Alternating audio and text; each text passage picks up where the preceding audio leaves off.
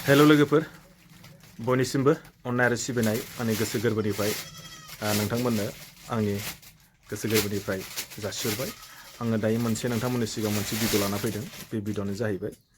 मोनसे ओरैबायदि गिदिर मेसेज आरोना बियो। दहाय फुङावहाय आङो जाबायदि जाबाय, जाहाथे आं जाबायदि जादों जाहाथे बयबो माने बैफोरनिफ्राय एसे जानगाराव थायो बा रावबो बेफोरबायदि खैफोदाव दा गोग्लैया, बेबायदि होननानै आङो नैबे भिडिअखौ नोंथांमोननो बुंनानै होनो नागिरदों आरो। दहाय फुङाव जेब्ला माने जोंनि अफिसियेलनि मोनसे ग्रुपआव जेब्ला जोंनि प्रेसिडेन्टआ जेनेबा बे मेसेजखौ होदोंमोन आरो ग्रुपआवहाय, जोंनि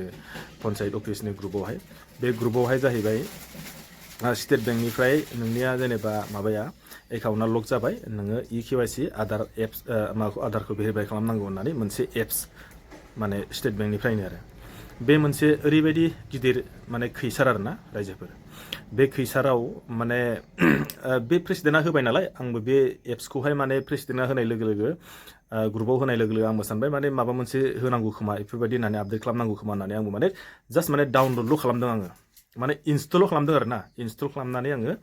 ओमफ्राय बेयाव माखासे आधार कार्ड बिदों, एकाउन्ट नाम्बार बिदों, ओमफ्राय आधार बिदों। आं सानबाय दा बेबा माबायदि नांगौथाय आं सोंग्रोनोसै बा बेनाव सोंग्रोनोसै बोरै बोरै खालामनांगौ बोरै बोरै मानांगौ होननानै आं माने जास्ट माने डाउनलडल' खालामनानै दोन्दोंमोन आरो। ओमफ्राय बेयाव डाउनलड खालामनाय लोगो लोगोनो मा जाहैबाय, टटेलि माने चेन्ज, माने आंनि जिमानखिनि कन्टेक्ट नाम्बाराव आंनि नाम्बाराव गासिबो माने बे जेनेबा प्रफाइल थाया होमबा पिक्सारा, बे माने पिक्सारा जाहैबाय स्टेट बेंकनि लग' बिदिसो जाहैबाय। बेनिफ्राय आंथ' माने जास्ट डाउनलडल'सो खालामना दोनबाय, ओमफ्राय सोरनावबा मेसेज थांबाय होननो माने आंथ' जेबो मिथिया, आं जास्ट माने डाउनलडल' खालामबाय दोनबाय, आं दलर थाबाय थानानै। ओमफ्राय आङो दाना ओमफ्राय उनाव सासे मानसिया आंनो फन हरबाय, फुंजा फंबाया, बे आं जाय नाम्बाराव जेनेबा वाट्सएप थांदों बे नाम्बारावहाय फुंजा फंबाया फन खालामबायनो। ओमफ्राय फन खालामनायाव जाहैबाय माने मा एखेबारे अबेबा कर्नाटकआवसो नांदों जाहैबाय। आरे आसुरित जाबाय। ओमफ्राय दा नाम्बाराथ' आंना मोननै, ओमफ्राय बै नाम्बार मोनसेयाव बियो फन खालामबाय, नों बेफोरबायदि पस्ट होदों नामा जाबाय, बे मोनसे नाम्बारावनो फन खालामदोंमोन माथो फनानो फैयाखै जाबाय। ओमफ्राय आरे आंथ' जेबो बिदि मेसेजथ' होआखै ना होननानै। ओमफ्राय उनाव आं खुलिनानै नायबाय, माने आंना माने टटेलि माने वाट्सएपआनो लक जाबाय, माने बेन जाबाय, खुलिनोबो हाला। जेला ओमफ्राय खेबसे आनइनस्टल खालामनानै आंखौ इनस्टल खालामफिननानै जेला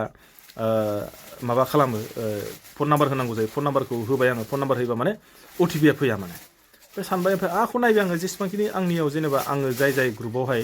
बे वाट्सएप नाम्बारावहाय लिंक दंमोन, जेनेबा हाबनानै दंमोन, बैनि टटेलि माबायाबो ग्रुपआबो चेन्ज जाबाय, माने ग्रुपनि नामाबो चेन्ज आरो लोगोसे बे लग'आबो चेन्ज जाबाय। ओमफ्राय आं आसुरित जाबाय आं। ओमफ्राय बेफोरबायदिथ' मालाबाबो जाफेराखै। ओमफ्राय दाना मानसिफ्रा आंनाव फन खालामदोंनो, फन हरो खिन्थु फैया माने आंनावहाय, अबेबा माने कर्नाटकआव थाङो जाहैबाय। ओमफ्राय आङो बे फुंजानाव आखौ फन खालामफिनबाय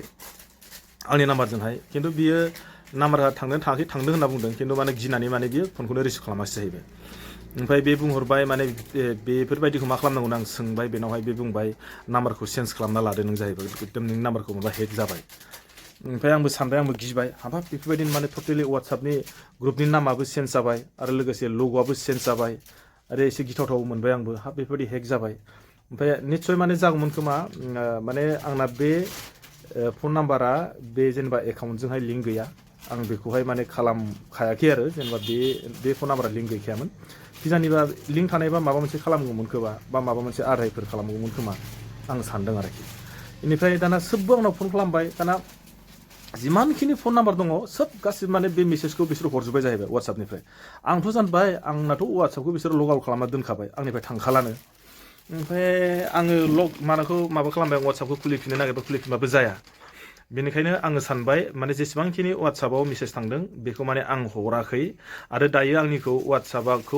माने बेन खालामना दोनबाय। माने बेन खालामबाय माने मा जाहैबाय, आंखौ 24 घन्टानि गेजेरावसो माने रिभिउ बा भेरिफाइ खालामनानैसो आंखौ माने बे माबाया मा होनो वाट्सएप कम्पानिया आंनो माने 24 घन्टानि गेजेरावसो आंनो पारमिसनखौ होगोन होननानै बुंबाय। ओमफ्राय आं बिदि होननायखाय गिबाय, आं गिनानै ओमफ्राय एकदम फुङाव सिखारनानै एकदम फटाफट जानानै आङो 8:30 बाजियाव न'निफ्राय ओंखारनानै थांबाय आङो सिमखौ गोदान बख'नो होननानै, सिमखौ माने रिप्लेस खालामसै आरो। मानो होनना बुङो, जुदि सिमखौ हाइड खालामबायबा बिसोरो होननानै। ओमफ्राय आङो थांनानै सिमखौ लगे आङो रिप्लेस खालामना लादों, बे नाम्बारावनो लाबाय आरो, खिन्थु थथ'ब्लाबो सिमखौ रिप्लेस खालामना आं लाबाय। ओमफ्राय दाना दायो जेनेबा एक्टिभ जाबाय आरो ओमफ्राय दाना सोरबा दासिमबो आंनाव फन खालामबाय दङ ओइ सासे लोगो जोंनि आरो जेनेबा खोदोमगुरिनि सासे बेबो बुंबाय राजु नोङो वाट्सएपआव नै बेफोरबायदि हरदोंमोन आङो माने बेखौहाय नोंखौ हरनायखौ आं माबा खालामना लाबाय दा लोगो लोगोनो मा जाहैबाय आंना माने गासिबो टटेलि माने माबायानो चेन्ज जाजोब्बाय जाहैबाय माने बेनाबो फन हरबाबो थाङानो माने बेलेगा फन हरबाय थाबाबो थाङा जाहैबाय आरो बेना जाहैबाय माने जिअ रिचार्ज सोग्रा सिमसोमोन जाहैबाय आरो बे जेनेबा दखाननि मानसिमोन नालाय दानि आंखौ बेफोरबायदि होननानै फन हरबाय आरोखि ओमफ्राय आं बेखौनो बुंहरबाय जे जेनेबा आं नैबेखौनो जेनेबा बयखौबो खावलायनाय जोंना नैबे प्रेसिडेन्टआबो जोंनि नैबे प्रेसिडेन्टआबो माने मा जाहैबाय गावसोर गामिनि सोरबा सासेया सोरबा सासेनिफ्राय फैदों आरो बेनावहाय ना वाट्सएपआव बेफोरबायदि होननायखाय माने जास्ट माने नायदोंल'मोन जाहैबाय आरो ना बे नायनायावनो बेनाबो टटेलि चेन्ज जाना थाबाय आरो लोगोसे बेबो माने बुंबाय आं बेनावनो जेनेबा प्रेसिडेन्ट नालाय बेनावबो जेसेबांखिनि गिदिर गिदिर ग्रुप दंमोन गावसोरनि पार्टिनि बा गावसोरनि अफिसियेलनि बिसोरनि ग्रुपआबो टटेलि चेन्ज जाजोब्बाय जाहैबाय ओमफ्राय माने चेन्ज जानाय लोगो लोगो बेखौ फन खालामबाय गासिबो मानसिफ्रा नों बोरैजा माने बे माबाखौ चेन्ज खालामखो होननानै बेबो मिथियानो बेसोरा आरो मबाइलावबो इमान पारफेक्ट नङा मानसिया बेबो मिथियामोन ओमफ्राय दाना मा खालामो बेयो ओमफ्राय दाना अफिसाव दानि नै अफिसाव दाना फैबाय आंनाव फन खालामबाय थाबायनो आंनावबो फनाबो फैया मानो होनना बुङो आंनाबो फना माने बेलेग जाना थाबाय ओमफ्राय दाना हौवायाबो फन खालामबाय हौवायाबो फन फैया दाना प्रेसिडेन्टआबो खालामो प्रेसिडेन्टआबो गैया आरो फ्राय मानसिया फन खालामदों फनानो फैया ओमफ्राय दाना आंखौ अफिसाव लोगो हमनानै बुंबाय जे राजु ओरैबायदि जाबाय माने गासिबो टटेलि चेन्ज जाजोब्बाय होननानै ओमफ्राय आं बुंबाय हाब नों हरनायखायसो आङो बेखौ माने इनस्टल खालामनानै नायदोंमोन जाबाय न' आं हराखैना जाबाय सासे गथ'आसो जों गामिनि सासेयासो अबेबा गुजरात ना केरलायाव थायो बिनिफ्रायसो बे वाट्सएपआव फैनायखायसो आंबो माने नायदोंमोन जाहैबाय बे गावसोर मोनसे ग्रुप दंमोन आरोना बे ग्रुपआव फैदोंमोन जाहैबाय बे ग्रुपनिफ्राय माने बियो इनस्टल खालामनानै गावबो नायदोंमोन जाहैबाय आरो बे नायनायानो बेना जाबाय माने सोब माने बिसोर हेकारा बेफोरबायदि हरजोब्बाय आरो जेसेबांखिनि कन्टेक्ट नाम्बार दङ सोब माने बयनावबो हरदों आरोखि बेबायदि खोथा ओंखायनो आं नैबेखौ खावलायदों जायफ्रा दिनैसिम जेनेबा नायदोंमोन बा नायाखैबो जानो हागौ जायफ्रा नायदों बा थुनायाखै बा इनस्टल खालामाखै दांनाङा ओंखायनो आं नैबेखौहाय मेसेज मोनसे होनो नागिरदों जे जा माने जों जाबाय जेनेबा जोंथ' सानबाय अफिसियेलनि ग्रुपआव होनायनाय हिसाबै आंबो सानबाय जेनेबा प्रेसिडेन्टआनो जेनेबा ग्रुपआव होदों हिसाबै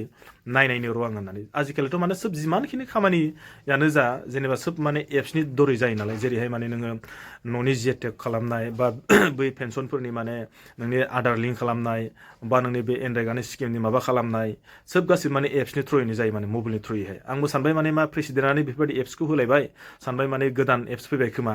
माने जिहेतु बोराय बुरिफ्रा दासिम जेनेबा नैबे पेन्सननियाव आधार लिंक खालामनो थाखाय मोनसे एप्स होदों माने फेसखौ लानानै थिग बेबायदिनो दायो जेनेबा आधार लिंक खालामनो थाखाय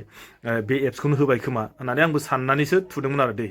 ओमफ्राय सानबाय जे बेफोरबायदि जागोन होननानै आं मिथिया जास्ट माने इनस्टल खालामनानै आं दोनदोंमोन दाहाय उनाव नायनोसैलै बेफोरबायदि होननानै खिन्थु बेयो बोरै जाखो आं जेबो मिथिया ओमफ्राय दा जाहैबाय माने सोबनावबो जिमानखिनि कन्टेक्ट नाम्बार दं आंनिफ्राय बे कन्टेक्ट नाम्बारनियावनो सोब माने मेसेजआ थांदों जाहैबाय बे एप्सखौ माने डाउनलड खालामनांगौ नोंना एकाउन्टआव लक जाबाय नोंनाव माने आधार माने लिंक खालामनानै भेरिफाइ खालामनांगौ होननानै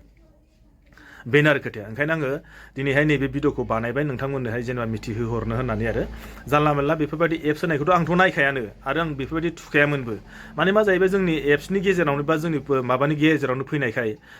आं बेखौ होदोंमोन आरो जेनेबा ग्रुपनि जेनेबा अफिसियेलनि वाट्सएपनि ग्रुपआव फैनायखाय आं बेखौ बानायदोंमोन आरोखि ओंखायनो नोंथांमोनहा जुदि बेफोरबायदि जुदि एप्स फैदोंबा नोंथांमोना दामाव आरो दादां